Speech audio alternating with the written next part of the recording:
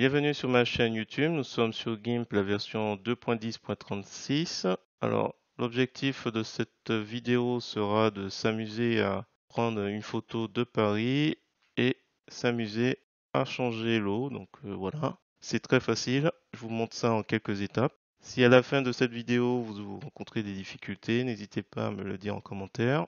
Et sur ce, je vous souhaite un bon visionnage de ce tuto.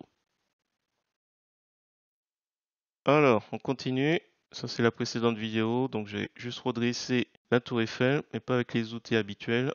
Donc, si jamais vous n'avez pas vu, je vous invite à voir cette vidéo. On va aller chercher le prochain travail qui sera très certainement intéressant. Donc là, toujours Pexel. Je vous mets les liens dans la description. On a notre image de la tour Eiffel.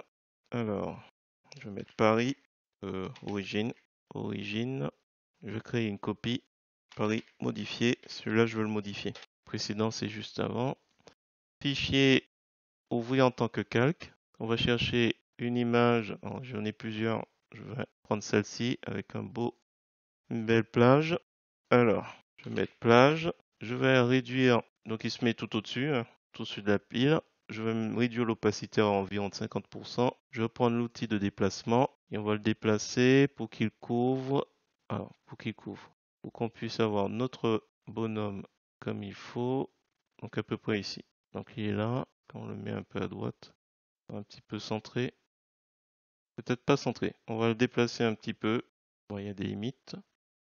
Voilà, on va laisser comme ça. Donc là, on remet l'opacité à 100% et on va faire une petite pirouette. Un clic bouton droit de la souris, ajouter un masque de calque. On va initialiser le masque de calque à noir pour qu'il soit totalement transparent. On s'assure qu'on n'a pas coché par erreur inverser le masque, sinon on aura le contraire de ce qu'on souhaite. Et là, tout disparaît. On observe que le masque de calque, il y a un bandeau blanc tout autour, donc il est déjà activé par défaut. Dès qu'on le demande, il est activé, il est noir. Donc, c'est la transparence. On va prendre le pinceau. On va prendre une couleur blanche en couleur de premier plan. Dans les options de l'outil de pinceau normal, opacité 100, on va aller peut-être sur du 75. Hop. Et là, on n'a plus qu'à peindre tout ce qu'il faut. Hop, hop, hop. Alors là, déjà de loin, je peins grossièrement. CTRL et molette de la souris pour se rapprocher et être un peu plus précis. Alors moi, mon idée, c'était de réduire un petit peu l'opacité de mon pinceau pour qu'on ait quelque chose. Vous voyez, par exemple, tiens, on va prendre l'exemple de ce zodiaque. Si je passe, là, on voit plus. Et j'aimerais bien qu'on voit encore un petit peu le reflet. Donc je repasse en noir pour la transparence. Je vais réduire à 21. Et là, par exemple, peut-être, voilà, repasser un petit peu pour qu'on revoie le reflet du zodiaque. Voilà, donc là, ce serait intéressant de faire la même chose aussi au niveau. Voilà, pour laisser un petit peu ici, c'est pas assez attaqué. Voilà, donc là, on va être un petit peu méticuleux pour rendre ça un peu plus plausible. Je vais accélérer la vidéo, ça sert à rien de rester. Donc là, j'ai juste augmenté à 34% et puis je vais faire des passages multiples quand c'est nécessaire. Donc là, je me rapproche délicatement. Je suis à 34%. Là, je veux révéler mes centraux. Donc voilà, je fais un premier passage. Je refais un deuxième passage.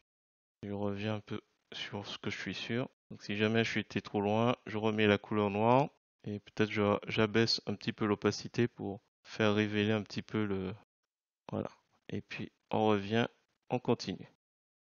Voilà, par exemple, l'ombre du pont, il faut la préserver un petit peu, mais en même temps, il faut montrer l'unicité. Donc peut-être baisser un peu plus l'opacité. Là, je suis à 8. Hop, on passe, on repasse.